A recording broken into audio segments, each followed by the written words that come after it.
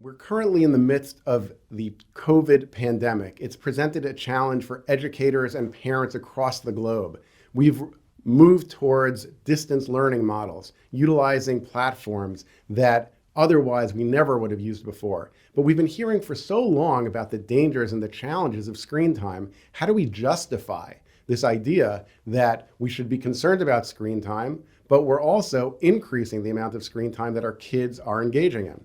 And so I think that fundamental question has to be answered by looking at the concept of screen time. Screen time, as we hear about it, is truly a misconception. There is no one-size-fits-all screen time. Qualitatively, we have many different types of screen time. For example, I call it the 4 C's, but we'll only do C1 and C4. But C1 is the lowest level, which is consumption. Consumption is the type of screen time you engage in when you're binging on Netflix or YouTube, in that vortex of going, if you like this, you might also like that.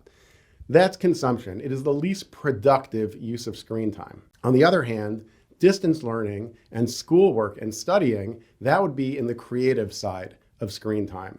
That is when we are learning, we're engaged, we're processing, and it's a positive experience and it's creative. And yes, too much creative screen time, if it's interfering with other role obligations, can be problematic. But clearly, there's a difference between consumption type screen time and creative type screen time.